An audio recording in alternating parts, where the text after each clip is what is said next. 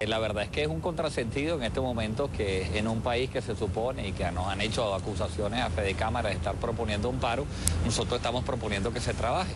Y es el propio gobierno el que está incentivando un paro cuando toma 2 días feriados que en realidad no se corresponderían con ninguna fecha tradicional de Venezuela, que además se une con el carnaval, lo cual evidentemente en un país que adolece y que en estos momentos tiene muchos anaqueles vacíos, va a influir precisamente en que haya mucho mayor desabastecimiento. En este país lo que necesita es mucho más trabajo en cambio de estar tomando vacaciones cuando no conviene. Ahora, tenemos que decir que en las últimas horas se ha hablado ya de un potencial diálogo entre Fedecámaras, que estarían ustedes invitados a acudir a Miraflores. Y aquí la pregunta es, primero, que nos confirmes, y segundo, aquí se trata de escuchar y también de que los escuchen. Y mirando las declaraciones de los últimos días, incluso uno se pregunta, ¿qué piensas que vas a escuchar y qué quieres que escuche el presidente Maduro de Fedecámaras y de ti como representante?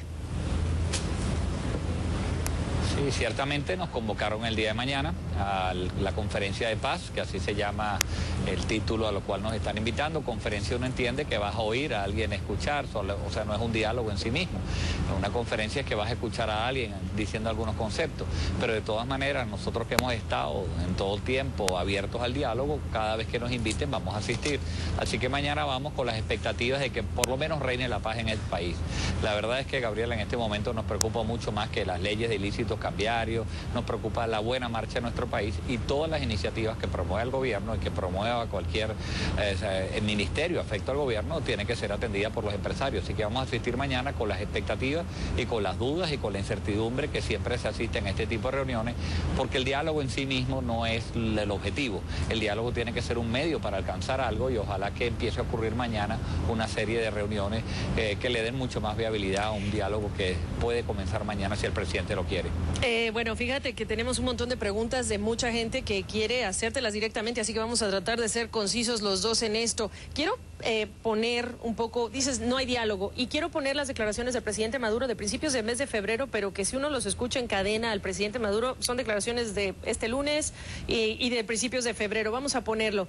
Llueva, truene o relampaguee, a los jefes de Fedecámaras, Venam, Cham y Consecomercio les va a llegar su hora. Esto lo dijo a principios de febrero. Y los invitan a Miraflores.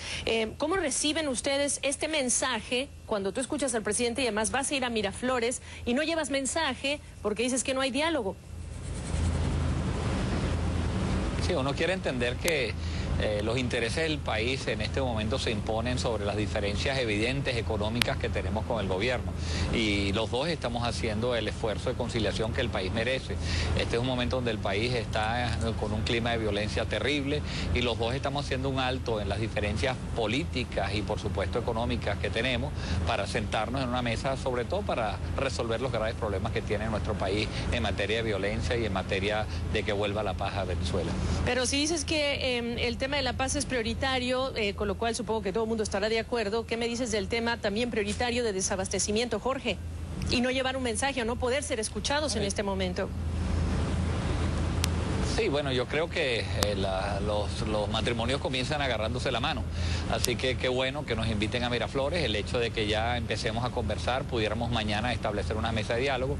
De lo que está claro es que aquí no hay ninguna guerra económica, que todo ha sido producto de unas malas políticas del gobierno, que en este momento la gente sepa que el gobierno controla absolutamente todos los alimentos que se mueven a lo largo y ancho del país y que el desabastecimiento es imputable exclusivamente al gobierno y no al sector empresarial privado.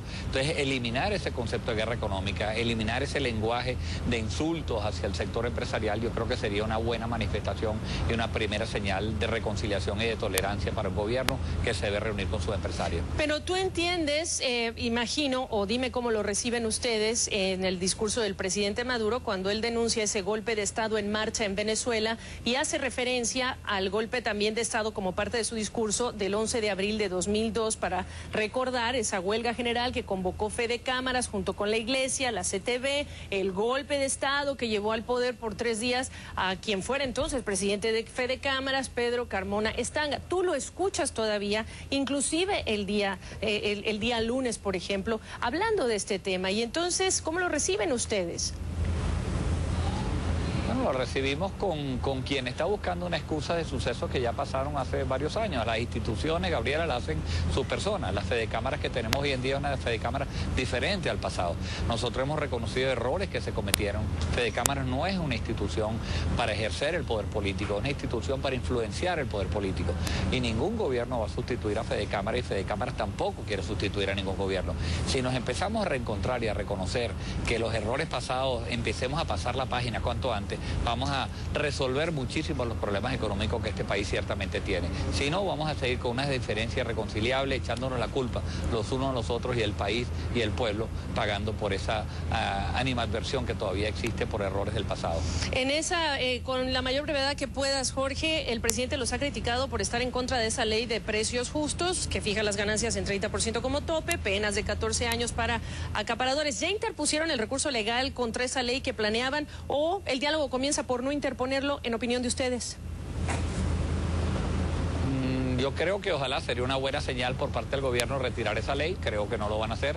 Una ley que lo único que tiene de atractivo es su nombre, una ley que se llame de precios justos, por supuesto que es muy atractiva, una ley perversa que lo que va a contribuir es a no resolver los problemas del país, va a contribuir a que haya más desabastecimiento, va a contribuir a que haya más inflación y sobre todo lo más importante de eso es que atenta contra la Constitución venezolana.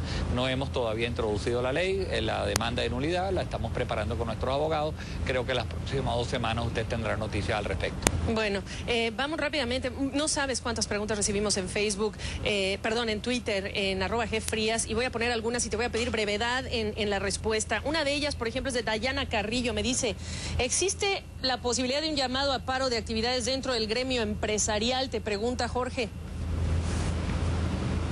Ninguna posibilidad, Gabriela, ninguna. Un paro, ya aprendimos la lección, lo que hace es justificar las malas acciones del gobierno. El gobierno es el responsable de la crisis económica que tenemos, no nosotros. Ok, la siguiente pregunta. Nos dice, bueno, acaba de entrar en vigor, pero no puede ser, se llama, ¿cómo están haciendo para implementar el precio justo? La nueva ley donde se garantiza la ganancia no debe sobrepasar el 30%, dice. Bueno, esa ley es inaplicable. Usted se imagina una ley que le tiene que resolver prácticamente controlar la economía de todo el país y resolver a qué precio vende cada quien. Es una ley selectiva que solamente busca castigar a quien el gobierno quiera castigar. Jesús R. también en Twitter nos dice, si el tribunal no admite la demanda sobre la ley de precios y costo justo, dice, ¿qué van a hacer? ¿Morir callados? Pregunta.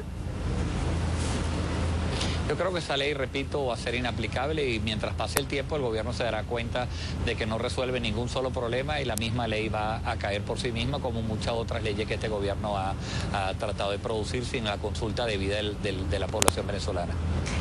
Y una más, comando antigolpe, y tratamos de escoger preguntas de personas que están a favor del gobierno y personas que están en contra. Dice él así, ¿por qué apoyan el golpe suave en Venezuela? Lo dice, ¿por qué no asumen su responsabilidad por el desabastecimiento? Para cerrar, última pregunta, Jorge Royo. Asumimos nuestra responsabilidad, le hemos hablado claro al país, hemos reconocido errores, ojalá que el gobierno haga lo mismo. No estamos en ningún golpe, en lo que estamos es con la agenda de producir, de que nos dejen trabajar, de que nos dejen producir buenos empleos y en eso es que andamos los empresarios venezolanos.